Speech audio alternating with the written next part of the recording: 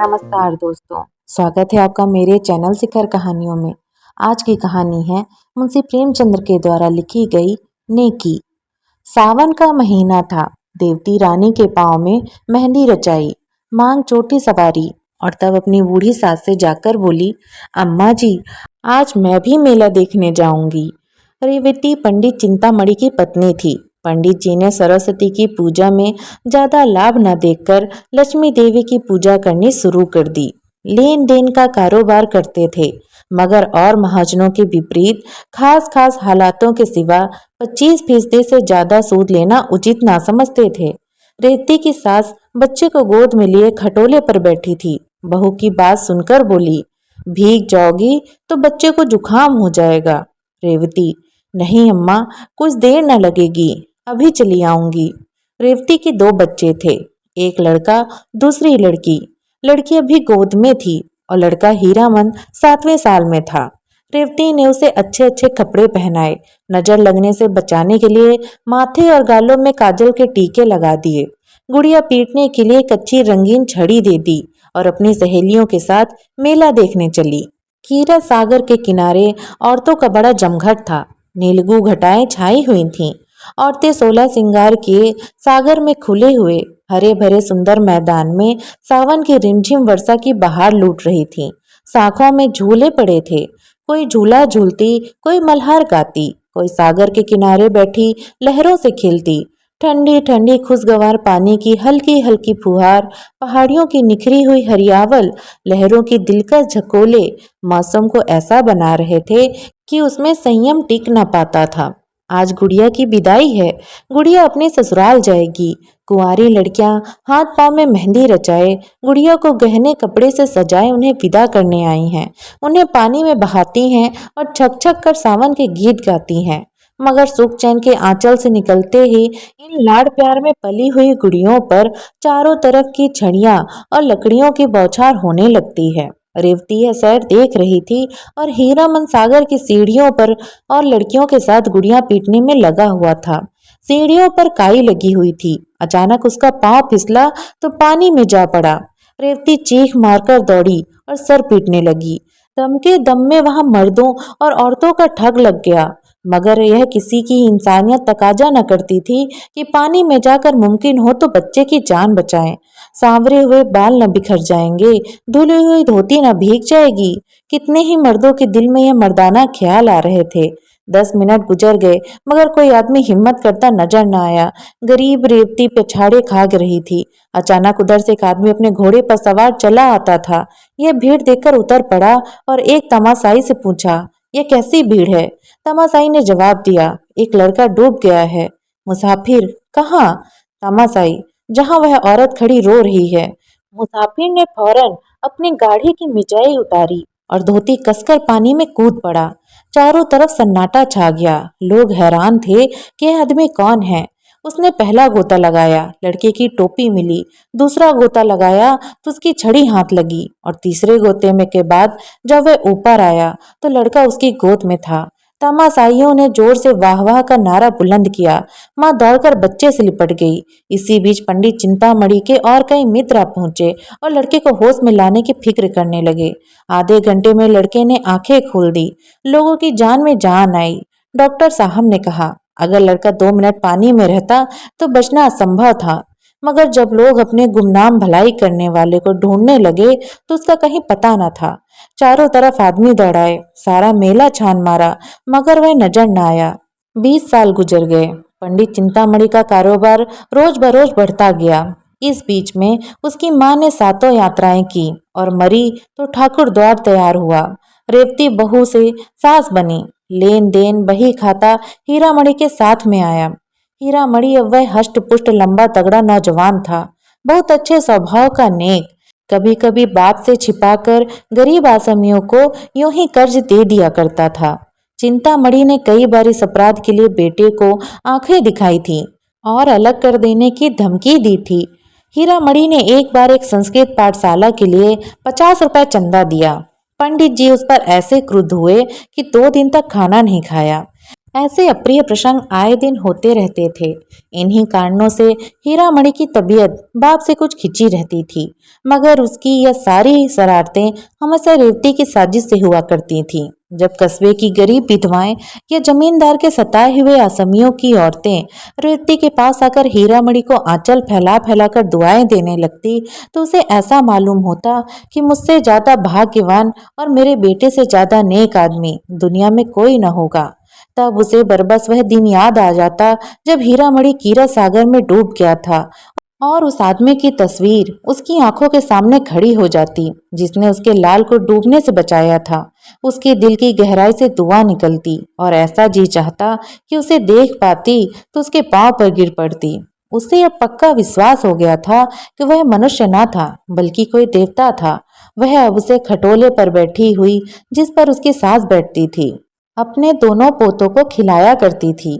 आज हीरामणि की 27वीं सालगिरह थी। रेवती के लिए यह दिन साल के दिनों में सबसे अधिक शुभ था। आज उसका दया का हाथ खूब उदारता दिखलाता था, और यही एक अनुचित खर्च था जिसमें पंडित चिंतामणि भी शरीक हो जाते थे। आज के दिन वह बहुत खुश होती और बहुत रोती, और आज अपने गुमनाम भलाई करने वाले के लिए उसके दिल से जो दुआएं निकलती वह दिल और दिमाग की अच्छी अच्छी भावनाओं में रंगी होती थी। उसी दिन की बदौलत तो आज मुझे यह दिन और यह सुख देखना नसीब हुआ है। एक दिन हीरामणि ने आकर रेवती से कहा, अम्मा, श्रीपुर नीलाम पर चढ़ा हुआ है, कहो तो मैं भी दाम लगाऊं। रेवती, 16 आना है। हीरामणि, 16 आना। अच्छा गांव है, ना बड़ा है ना छोटा। यहाँ से 10 कोस है, 20,000 तक बोली चढ़ चुकी है, 100-200 में खत्म हो जाएगी। रेवती, अपने दादा से तो पूछो। हीरामणि, उनके साथ 2 घंटे तक माथापच्ची करने की किसे फुर्सत है। हीरामणि अब घर का मालिक हो गया था और चिंतामणि की एक न चलने पाती। वह गरीब अब ऐनक लगा एक गद्दे पर बैठे अपना वक्त खांसने में खर्च करते थे। दूसरे दिन हीरामणि के नाम पर श्रीपुर खत्म हो गया। महाजन से जमींदार हुए, अपने मुनीम और 2 चपरासियों को लेकर गांव की सैर करने चले। श्रीपुर वालों को खबर हुई नए जमींदार का पहला आगमन था। घर घर नजराने देने की तैयारियां होने लगीं। 5वें दिन शाम के वक्त हीरामणि गांव में दाखिल हुए। दही और चावल का तिलक लगाया गया और 300 आसमी पहर रात तक हाथ बांधे हुए उनकी सेवा में खड़े रहे। सवेरे मुख्तरे आम ने आसामियों का परिचय कराना शुरू किया। जो आसामी जमींदार के सामने आता वह अपनी बिसात के मुताबिक 1 या 2 रुपए उनके पांव पर रख देता। दोपहर होते होते 500 रुपए का ढेर लगा हुआ था। हीरामणि को पहली बार जमींदारी का मजा मिला। पहली बार धन और बल का नशा महसूस हुआ। सब नशों से ज्यादा तेज, ज्यादा घातक धन का नशा है। जब आसामियों की फेहरिस्त खत्म हो गई तो मुख्तार से बोला, और कोई आसामी तो बाकी नहीं है। मुख्तार, हाँ महाराज, अभी एक आसामी और है, तखत सिंह। हीरामणि, वह क्यों नहीं आया। मुख्तार, जरा मस्त है। हीरामणि, मैं उसकी मस्ती उतार दूंगा, जरा कोई उसे बुला लाए। थोड़ी देर में एक बूढ़ा आदमी लाठी टेकते हुए आया और दंडवत करके जमीन पर बैठ गया। न नजर न नियाज। उसकी यह गुस्ताखी देखकर हीरामणि को बुखार चढ़ गया। कड़क कर बोले, अभी किसी जमींदार से पाला नहीं पड़ा है, एक एक की हेकड़ी बुला दूंगा। तखत सिंह ने हीरामणि की तरफ गौर से देखकर जवाब दिया, मेरे सामने 20 जमींदार आए और चले गए, मगर कभी किसी ने इस तरह घुड़की नहीं दी। यह कहकर उसने लाठी उठाई और अपने घर को चला गया। बूढ़ी ठकुराइन ने पूछा, देखा जमींदार कैसा आदमी है।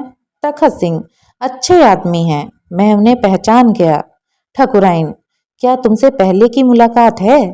तखत सिंह, मेरी उनकी 20 बरस की जान पहचान है। गुड़ियों के मेले वाली बात याद है ना। उस दिन से तखत सिंह फिर हीरामणि के पास न गया। 6 महीने बाद रेवती को भी श्रीपुर देखने का शौक हुआ। वह और उसकी बहू और बच्चे सब श्रीपुर गए। गांव की सब औरतें उनसे मिलने आईं। उनमें बूढ़ी ठकुराइन भी थी। उनकी बातचीत, सलीका और तमीज देखकर रेवती दंग रह गई। जब वह चहलने लगी तो रेवती ने कहा, ठकुराइन, कभी कभी आया करना, तुमसे मिलकर तबीयत बहुत खुश हुई। इस तरह दोनों औरतों में धीरे धीरे मेल हो गया। यहाँ तो यह किफायत थी, और हीरामणि अपने मुख्तारे आम के बहकावे में आकर तखत सिंह को बेदखल करने की तरकीबें सोच रहा था। जेठ की पूर्णमासी आई।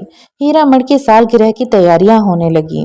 रेवती चलनी में मैदा छान रही थी कि बूढ़ी ठकुराइन आई। रेवती ने मुस्कुरा कर कहा, ठकुराइन, हमारे यहाँ कल तुम्हारा न्योता है। ठकुराइन, तुम्हारा न्योता सिर आंखों पर, कौन सी वर्षगांठ है? रेवती, 29वीं।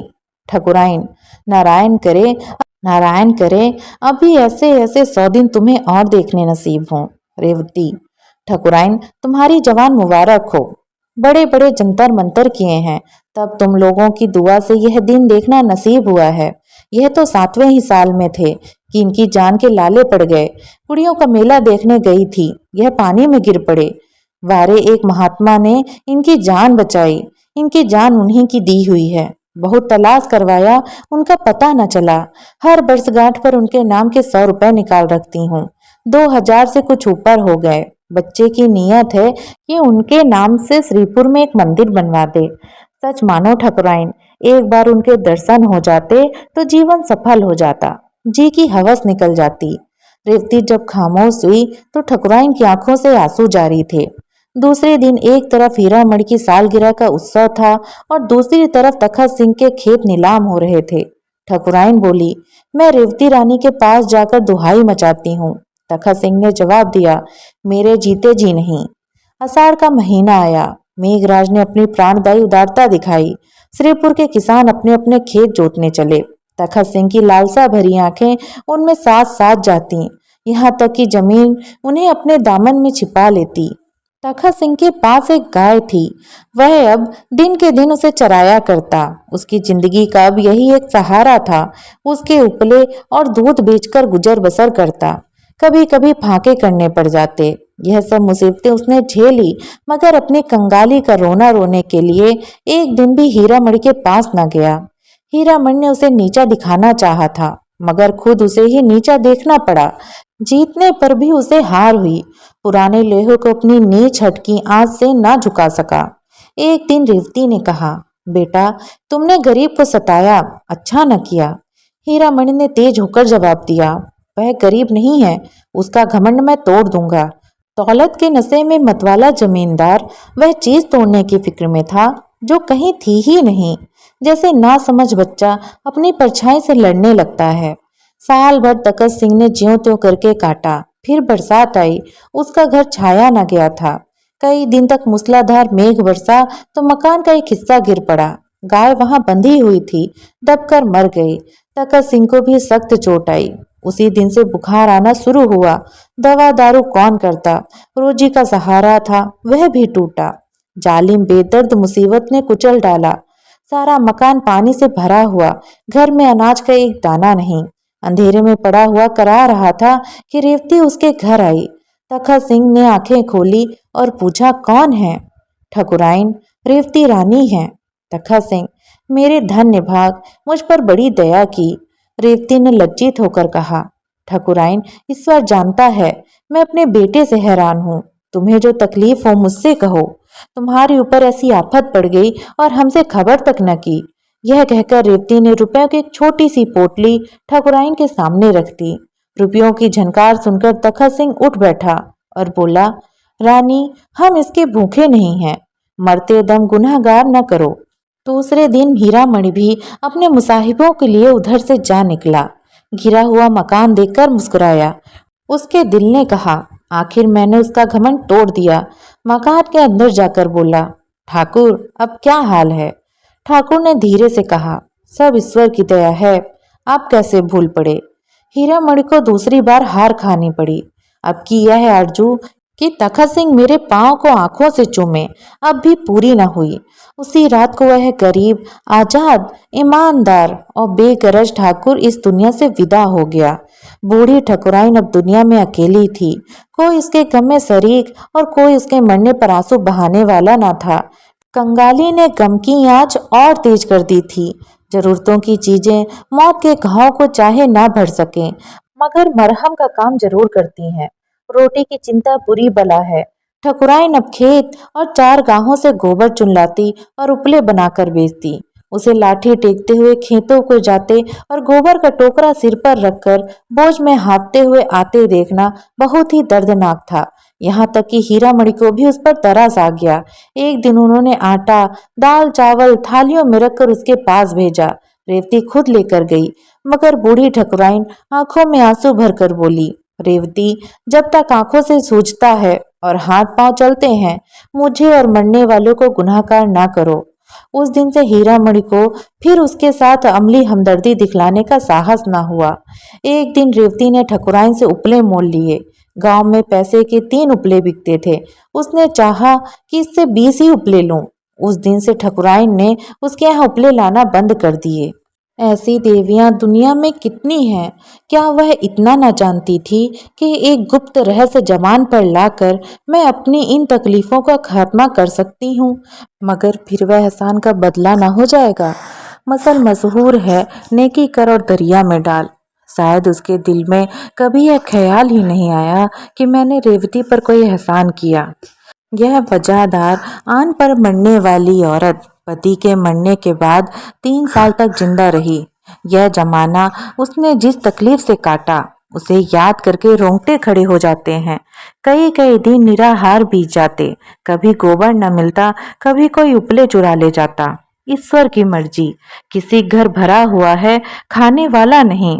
कोई यूं रो रो कर जिंदगी काटता है। बुढ़िया ने यह सब दुख झेला, मगर किसी के सामने हाथ ना फैलाया। हीरामणि की 30वीं सालगिरह आई। ढोल की सुहावनी आवाज सुनाई देने लगी। एक तरफ घी की पूड़ियां पक रही थीं, दूसरी तरफ तेल की। घी के मोटे ब्राह्मणों के लिए, तेल की गरीब भूखे नीचों के लिए। अचानक एक औरत ने रेवती से आकर कहा, ठकुराइन जाने कैसी हुई जाती हैं, तुम्हें बुला रही हैं। रेवती के दिल में कहा, आज तो खैरियत से काटना, कहीं बुढ़िया मर ना रही हो। यह सोचकर वह बुढ़िया के पास ना गई। हीरामणि ने जब देखा अम्मा नहीं जाना चाहती तो खुद चला। ठकुराइन पर उसे कुछ दिन से दया आने लगी थी, मगर रेवती मकान के दरवाजे से उसे मना करने आई। यह रहमदिल, नेक मिजाज शरीफ रेवती थी। हीरामणि ठकुराइन के मकान पर पहुंचा तो वहां बिल्कुल सन्नाटा छाया हुआ था। बूढ़ी औरत का चेहरा पीला था और जान निकलने की हालत उस पर छाई हुई थी। हीरामणि ने जो कहा, ठकुराइन, मैं हूँ हीरामणि। ठकुराइन ने आंखें खोली और इशारे से उसे अपना सिर नजदीक लाने को कहा। फिर रुक रुक कर बोली, मेरे सिरहाने पिटारी में ठाकुर जी की हड्डियां रखी हुई हैं। मेरे सुहाग का सिंदूर भी वही है। यह दोनों प्रयागराज भेज देना। यह कहकर उसने आंखें बंद कर लीं। हीरामणि ने पिटारी खोली तो दोनों चीजें हिफायत के साथ रखी हुई थीं। एक पोटली में 10 रुपए भी रखे हुए मिले। यह शायद जाने वाले का सफर खर्च था। रात को ठकुराइन के कष्टों का हमेशा के लिए अंत हो गया। उसी रात को रेवती ने सपना देखा, सावन का मेला है, घटाएं छाई हुई हैं, मैं कीरा सागर के किनारे खड़ी हूँ। इतने में हीरामणि पानी में फिसल पड़ा। मैं छाती पीट पीट कर रोने लगी। अचानक एक बूढ़ा आदमी पानी में कूदा और हीरामणि को निकाल लाया। रेवती उसके पांव में गिर पड़ी और बोली, अब कौन है? उसने जवाब दिया, मैं श्रीपुरी में रहता हूँ, मेरा नाम तखत सिंह है।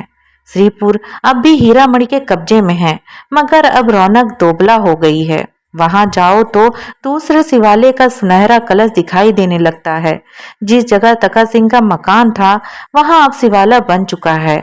उसके सामने एक पक्का कुआं और पक्की धर्मशाला है। मुसाफिर यहाँ ठहरते हैं और तखत सिंह का गुण गाते हैं। यह शिवालय और धर्मशाला दोनों उसके नाम से मशहूर हैं। तो दोस्तों, कैसी लगी आपको ये प्यारी सी कहानी? कहानी अच्छी लगी तो कमेंट करके जरूर बताइएगा। और ऐसी ही कहानी के लिए सब्सक्राइब करें मेरे YouTube चैनल को और फॉलो करें Facebook पेज को। धन्यवाद।